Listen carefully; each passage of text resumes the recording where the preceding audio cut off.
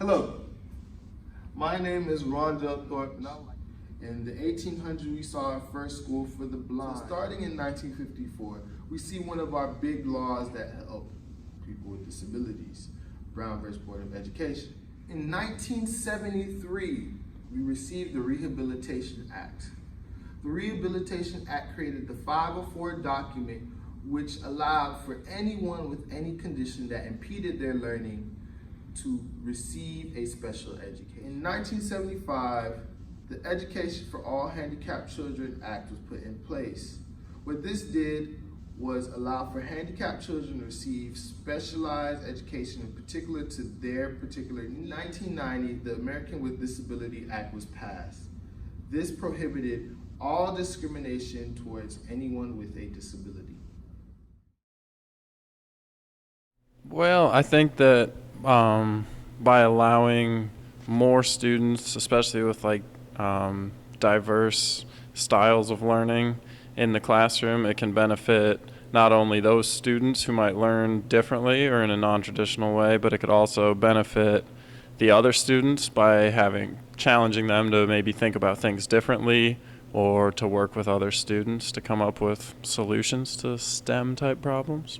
I think an inclusive education could benefit them because every student is different. So if a student that processes information one way can interpret it one way, they can provide a new insight, a new perspective than someone else in the class can.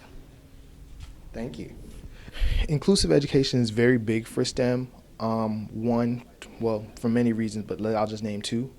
One reason it's big is a lot of people that are going to end up becoming the engineers, the doctors, the lawyers, they can learn from a young age what it's like to interact with those people and see the issues they have so they can develop ideas of how to fix them from a very young age.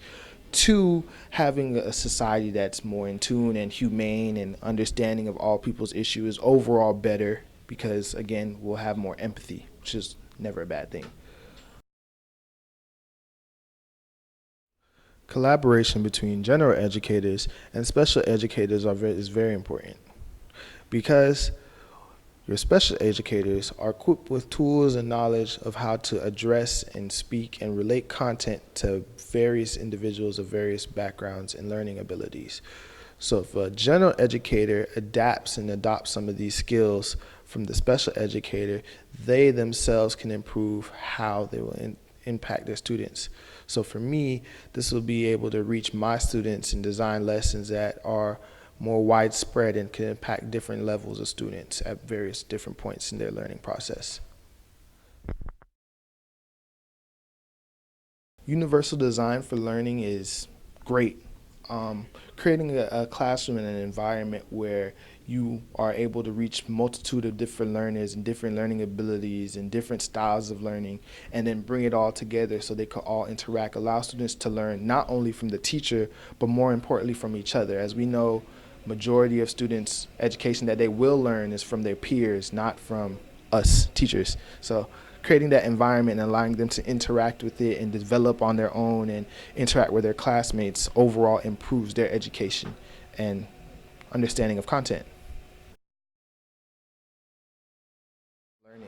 It can impact STEM learning because the teachers can catch on to things more quickly and be more engaged with the students. So, yeah.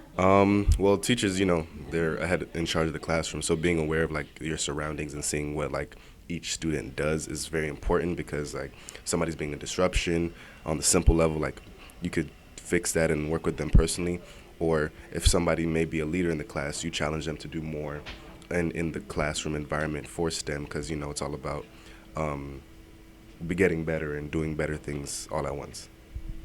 Thank you. There you have it from our Mr. UCF.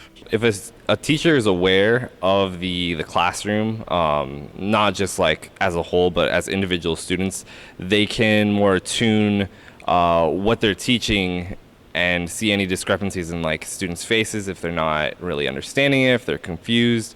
Being a teacher that's mindful and in tune with your students could greatly benefit your classroom by allowing you to pick up when your students are not catching content, or see when your students starting to zone out, and pick up these small issues so you could catch them at the root before they turn into major problems.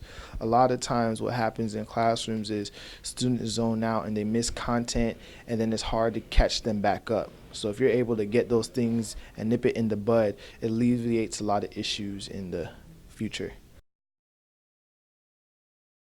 So technology is a wonderful tool. Personally for me, in my classroom, next year actually, what I'll be implementing is I'll be recording the video lectures and I'll be placing content within the videos. So I'm going to upload those for my students, which would allow students to work at their own pace. So if you're a student that's advanced, you can move through quickly. If you're a student that needs your own time, you can work at your own pace, because the video will always be there for you to go through the content. So you don't just have to rely on notes or other things. You have multiple streams.